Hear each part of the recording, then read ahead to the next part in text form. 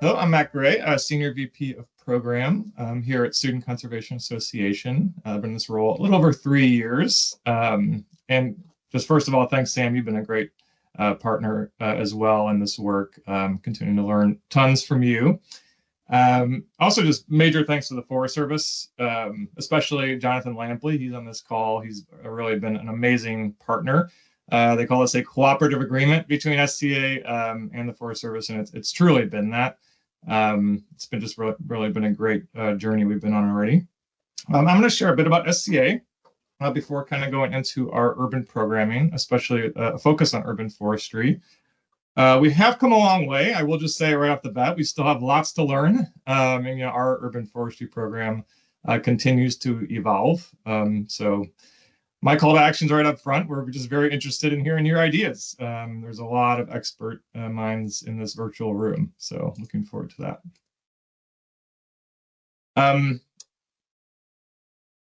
So, this is SCA. This is our founder, Liz Putnam. She started SCA 67 years ago, and she had this, pretty, I'd say, simple idea, which was really around how do we really change lives, especially the lives of young people, through service to nature. And that's honestly still the core of what we do today at SCA. Certainly that has evolved over time. Initially a lot of our work was very focused in national parks, national forests, and we still do tons of work in national parks and national forests. But over time, we've gotten a lot more work in the urban environment, really over the last decades. And I think our work has also evolved really to address, these interlocking national crises that I think we're all familiar with around education, physical and mental health, racial justice, and certainly climate and green jobs. So, again, these kind of twin impacts. So there's the kind of the conservation, environment, climate end, and there's really the changing lives end. So here's some of the metrics you'll see around that conservation piece. I won't go through all of these, but you can see, for example, trees planted there, over 40,000 trees planted by our members last year. Up top there, you will see those members, over 2,000, and essentially members for SCA is our participant, our paid participants.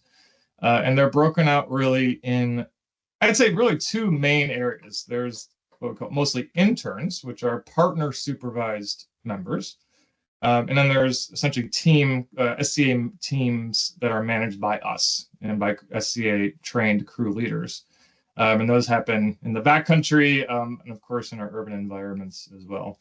And you'll see there are 660 urban green members last year. So it's all of our members that are working in cities across the country doing something around climate and conservation. Since our founding, we actually just last year, we surpassed 100,000 members at SCA, 100,000 alum, which we're obviously super proud of. I'm one of those alum, actually, a quarter century ago. I served as an SCA member in Indiana, and then it's really changed my life and have been able to use that as a foundation for my career. And those are the kind of conservation metrics. Here's some of the really changing lives metrics, these transforming lives. Our youth come from many different backgrounds, many different levels of experience. For many, especially our high school members, this is their first job. And for others, it's much more of a workforce development opportunity. But you can see some of the metrics we track here. And these are definitely the ones we are tracking for our urban forestry programs as well. Clearly important to us as well is our demographics. Who are making up these teams? What's critical for us, certainly in this urban forestry work, is not only that we're working entirely 100% in Justice 40 areas, but also that we are also recruiting from the same communities that we are serving. So that's absolutely critical for us. Like, do our teams, do our young people represent the communities that we're serving? The other thing I would just point out here are the age there on the left. Nationally, most of our members are young adults, so 18 and over. But in cities, it's still actually majority high school and younger. So you'll see that green and blue, almost 2/3 of our members in cities are high school, which one is important for many obvious reasons, but also because there's actually less conservation corps that serve high school members. Groundworks is one of them that's amazing and does great work in that space as well. Here's the type of programs we offer in our cities. I won't go in detail here, but you can kind of see them for yourselves. Certainly, we put on individual events. We do our urban treehouse program, our Roots Together. That's more for like environmental ed, really all the way K through 12. We have high school crews and young adult crews. That's really the focus for our urban forestry work, especially under this agreement. So in all the cities we're working in, which I'll share in a minute, we're doing both high school crews and young adult. And of course, internships we have throughout the country. So for this program, we are national, which I think is a strength, and we try to bring some of that level of consistency in all of our programming, but including urban forestry to bear, but also maintaining that local flexibility in each of those cities. They're all different. They all respond to different challenges, and that's critical for us. In terms of the models we're implementing, certainly tree planting. All of our teams are doing tree planting, but I'd say it's really more focused on the maintenance piece. That's really, I think where as we know, a lot of the challenges in urban environments is maintaining these trees. So that's a lot of where our members support. And of course, community engagement, community events is absolutely critical. We're doing that everywhere. These young adult teams, it's made up of a leader. So again, this SCA trained leader and 3 members as the kind of the core program model. They are serving at least 6 months. So the idea is to get a good chunk of time, give them enough time to get their feet wet, get tons of different skills, get different certifications, and to be able to come out of this experience ready for the workforce, and to be able to get a full-time job in urban forestry if they choose to do so. And then there's the high school teams, the youth crews, so 10 members, 2 leaders. What's funded directly through this agreement are school year teams. So they're working more on weekends and doing much more in the terms of tree planting and community events. We also have the summer teams that we're partnering on with Sam and others. That's more 6-week teams, 5 or 6 weeks, working every day during the week. So here's our map. We are a lot of places, so we are truly national. Each dot there represents a different partnership we have in the country. The stars are the cities right now where we are focusing our urban forestry efforts. The blue stars there are the ones that are directly funded through this agreement with the Forest Service. So it's the Bay Area, mostly East Bay, Chicago, Northwest Indiana, so kind of around Gary, Cleveland, DC, sort of Metro DC, the DMV, as well as Metro New York, so which extends all the way up to Stamford, Connecticut, where we have a young adult team.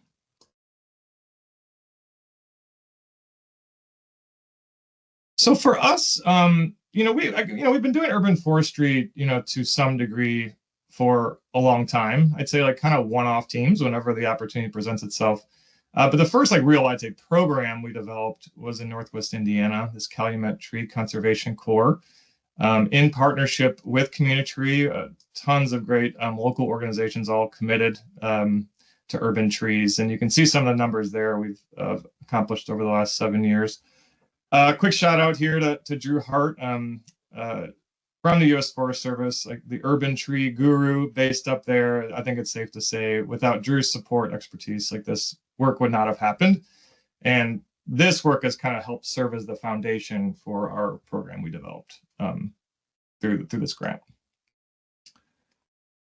So here's, in terms of education, training, clearly core to what we do. These are the kind of big chunks of areas that we work in. In terms of field skills, clearly with urban forestry, we are trying to get essentially every young adult member SAW trained. So that's been a key one. But really, in many ways, that additional topics category is one where we're really innovating right now, and would love to hear more from folks about what else we could do. For example, in the Bay Area, we're partnering with Merritt College. They have an urban forestry program, so we're going to have our members go through some of those courses.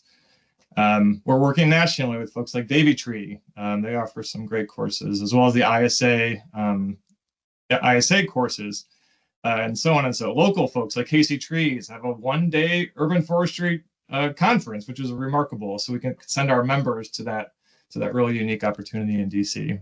So this is an area we're still continuing to refine, but especially for urban forestry. I think this is my last slide. And kind of just summing up, I think of a lot of what I've already talked about. These are kind of the major ingredients for us in terms of what makes a successful urban green program. I talked around some of the social emotional focus, especially for a lot of the high school members, many of which, it's their first job. So how do we really have them have a great, really wonderful first experience, not just as a first job, but of course, being in the outdoors and working with trees. But I really want to focus here is kind of maybe like 4, 5, and 6, right? These are really the ones around partnership and collaboration. None of this, to say the least, is possible without collaboration and partnership. And fortunately, this community is so good at that. Of course, it's the land management agencies locally, it's the cities, it's the counties, the community-based organizations that we partner with. It's the national ones, of course, the Forest Service, but also American Forests, Arbor Day Foundation, USDA CRS, and down the line is absolutely critical. But also here, I threw up some logos. These are just some examples of the really local, place-based like tree coalitions that, are not easy to do. I helped start the one in Cleveland when I was working for the city of Cleveland. But they are so critical, and for us to be able to tap into these local coalitions as more of the youth development workforce partner has really just strengthened this work for us, and I think the community. So just thanks for all the people who participate in these actively and really help keep them running.